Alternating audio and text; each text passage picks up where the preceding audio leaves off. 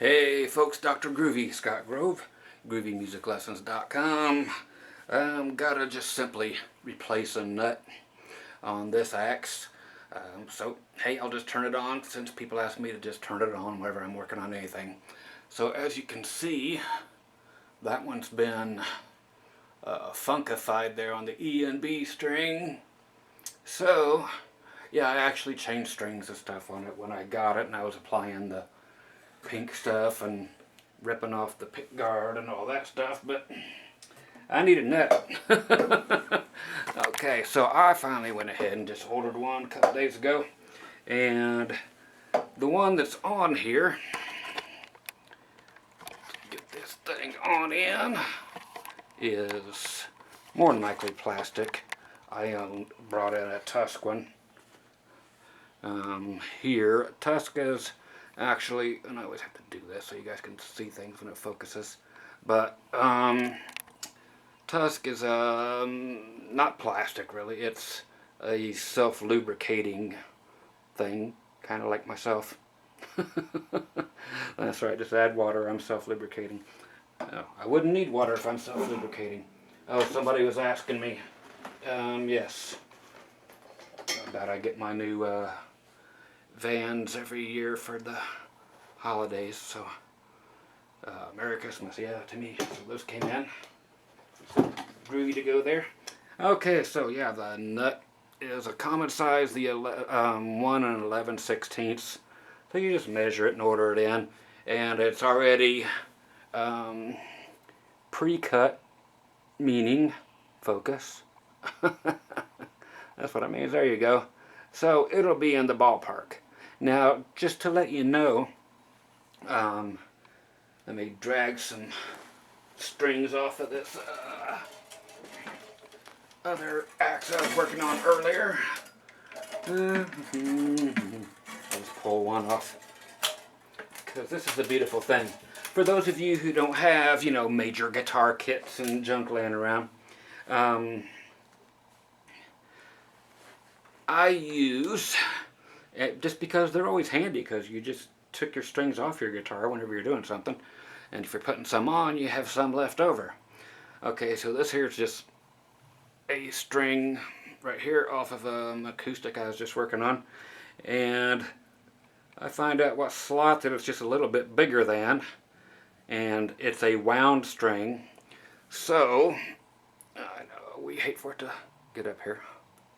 Please focus. Yeah, bastage. I'll do this again. Okay, there's my dirty old hands. So I will actually run it through a slot that is just slightly too small for it, and use the grooves in the string as a file. I don't have to, I've never bought a file set for my nuts. I like to crudely file them down. Okay, so whenever you're filing any kind of a nut, get in there. Okay, the very edge of it that goes towards the guitar, this nice flat side, okay, you can see here, it has to be carved so it goes up and then just drops off sharply. There's nothing on the other side. So it goes to the top and drops, and then it's slotted backwards and down. So always cut that way if you're using one of these to do it with, which is again is what I do, unless I go to the really thin strings like the high E string. I will grab like a B string, and actually, honest to goodness, let me grab one. Just take it off this acoustic. Okay, there you go. I will take it, and I will honestly do this. I'll grab something, you know, with like this on each end.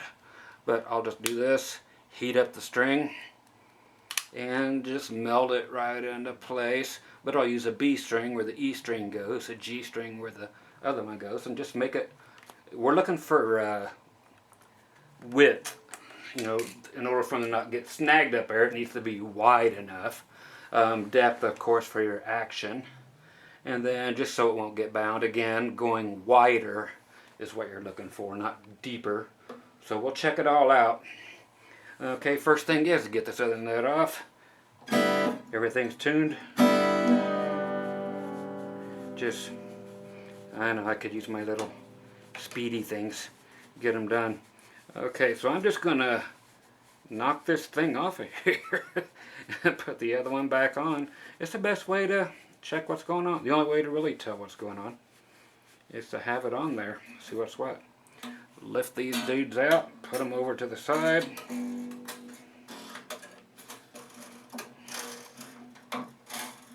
Okay, they're all off to the side. Okay, now I just got to get something there.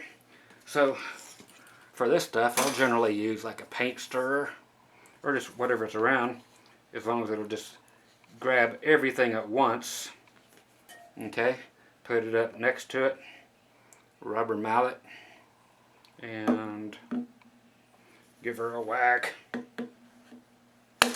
There you go. Ta-da, clean as can be. She's toast. Okay, so it just one whack and you get that clean of a hole. Okay, so what do we got to do? We got to glue it in. Don't use super glue. You know, you can always do what you want, but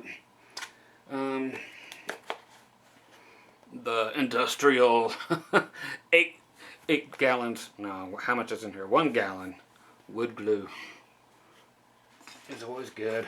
And of course, when I was ordering this particular nut, this other one is quite white, and the binding on the guitar is more of a ivory color, so I actually ordered in an ivory colored nut.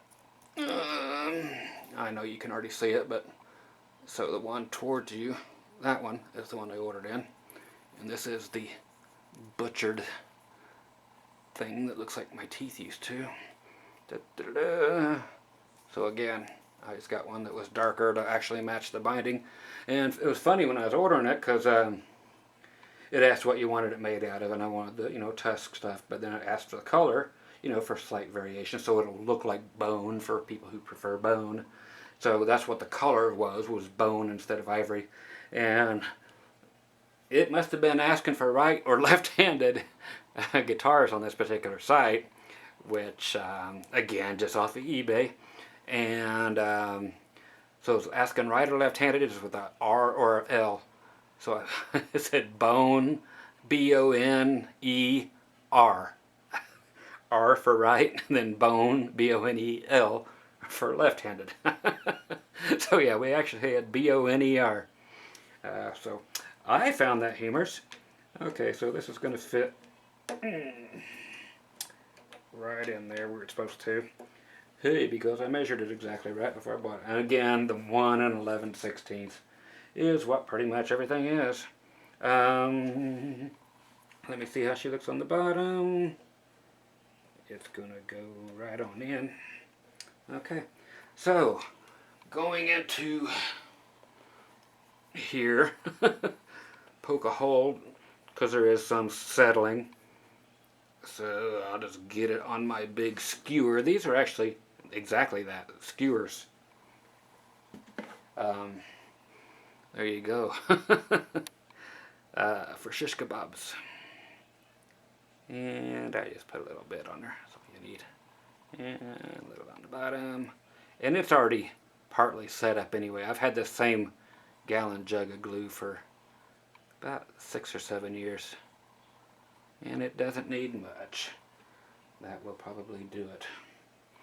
Okay. And when I put it back in place, I'll make sure that some of the glue's out of the way that it would normally spurt over. I know you're laughing from spurting over. I am too. Just cram it right back where it goes. Very little spurtage. And for the spurtage that I did have, I'm just going to grab it with the little screwdriver and put it in my pants like a regular guy would, so I don't have to mess up the string cleaning rag.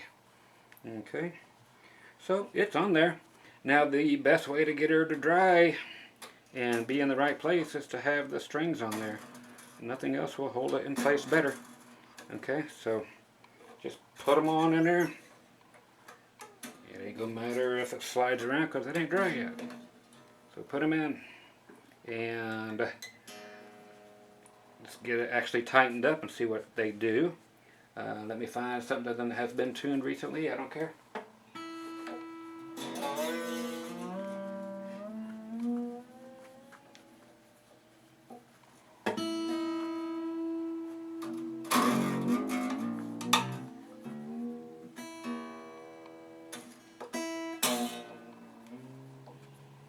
And tune them up, tune them up, tune them up.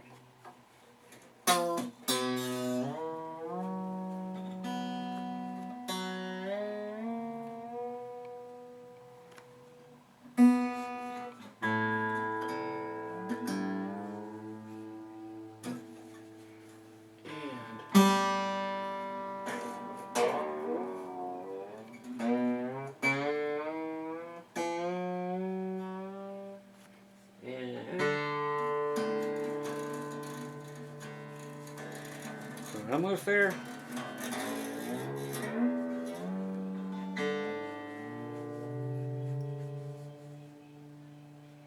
Okay, I'm gonna take the stretch out of a few of them. Boing, boing, boing, boing. And whenever you stretch, that's all you gotta do is go up and down and pull them away from the fretboard. Just up and down. About 5 different places on there. Tune them back up.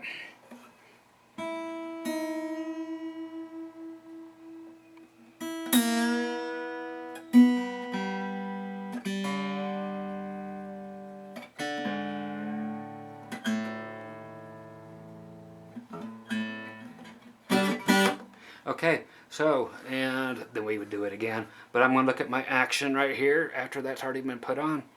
And what do you know? Nothing needs to be done. That's pretty amazing. Okay, so that's a beautiful thing, and it did cause a little more seepage. So yeah, it's going to be a very, very short video because the pre-cut nut was right where it needed to be, luckily. So there it is. So sometimes you luck out and don't have to do any of them. If along the line I do need anything, again, that's all I do is I'll pull whatever string out of there that needs to be, or if you push like back and forth on your tuner, this is the best way on electrics and acoustics. You know, check your D string, tune it. Do it over top of there. That's where you're always hearing the kinks when you're tuning up, especially your G string. You're going, you know, then kink, and then it goes past it. That is definitely where you need to take care of your nut problems. And that's because they're going off to the sides like this, just like the old typical way. They should always be a straight pull, but the only guitars I have, acoustic guitars, that are perfect, that have like a Paul Reed Smith headstock where everything goes directly to the tuners, are from Silvertone. Yep, Paul Stanley model Silvertone ones, not my Washburns, but the Silvertones. And that be that. Again, oh duh, this has got a tuner in it.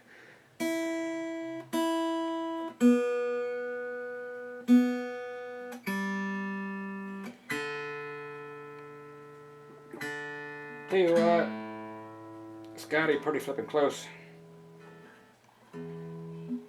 Okay, that would be that. And let's see what we got. And that, if you ever take your guitar in to have your nut replaced, shame on you.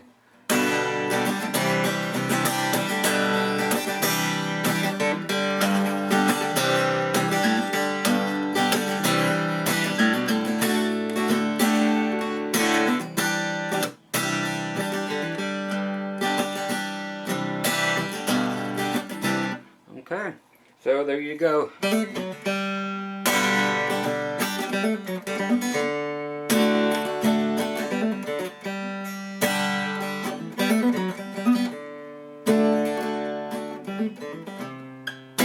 Okay, so that is it. So again, honestly, the lighter thing with the non-wound strings will get that nut.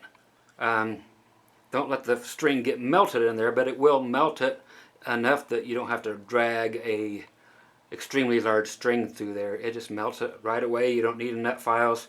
Again, I've never used them.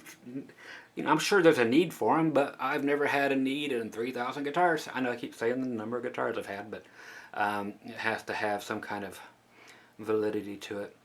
And this just happened to work out perfect without having to do anything, which doesn't happen often. And again, this is a D string off an acoustic, so it is a heavier gauge. So you could go to the D string here and actually still go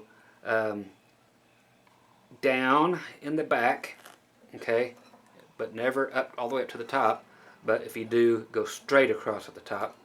But just go side, you know, going back and forth like you're sawing, but push down, and then same thing coming up, and just making the nut wider, so it'll move through there, and so you won't have those kinks when you're tuning up. Again, it's usually the G string, so you can actually make the D string go right through the G string slot, and it would be about perfect. That's the kind of clearance you're actually looking for. You don't want to bind in there at all. So going wide is not a big deal, you know, because you're only going just a couple very small hundredths of a, or thousandths of an inch actually wider. So using a D string and the G hole, A string and the D hole, low E string and the A hole in your A hole, and you can still use your low E string. You can use the same strings for their corresponding ones, you know, the ones you took off or whatever, or if you didn't, just use the part you cut off, like this much of it, and just do it right back and forth, and these wound strings just cut great. So nice and cheap way to do it. So that's it, kids. Nut is finished. I'll show you some cool string things I have to do in a little bit. We're going to discuss, now that we've done our nut, discuss our balls, because that is something that most people honestly don't know about. There's something under there that a lot of you people don't know about. Can your balls, your pegs and stuff, make an actual difference in tone depending on if they're made out of brass and all that stuff? And it can or it can't. So if you went from plastic to brass or to graphite or to whatever, some people say they really hate the brass thing, it makes it sound too bright. You can make it not affect it at all or affect it. And some of them have the flute in it, you know, the little dug out part where your string's supposed to kind of go through. It's actually not supposed to kind of go through there. So I'll teach you about your nuts in a little bit. Your ball end of your strings actually hook under. Like you're supposed to be able to take all these out and your strings still be where they're supposed to be, not come out of tune and play all night without these in there. Bet you didn't know that. Anyway, once again, I'm me, and I just lucked out on that. And again, I'm sure you understand that, yes, us poor boys, use what you got, man. Use these strings, these files. Just, again, when it comes to the edge of the nut, never go down like that. On the back side, yes, but on the front, I mean, just right off the cliff, and never go down, ever, ever, ever. That'll screw everything up, and you have to buy a new one. And you saw how easy it came off. It don't matter what you use. Like I said, I used the side of this, pounded it so it gave it even pressure all the way across the nut, just one time, and pops it right off. So just whatever you find, you can find anything, a little block of wood, just anything will do you, just as long as it's covering the entire nut, and you whack in the middle, it'll all come off nice, crisp, and clean, and that goes in the garbage. There you go. Okay, I'll be back and talk to you about my balls and some other stuff here in a sec. Alright, be groovy.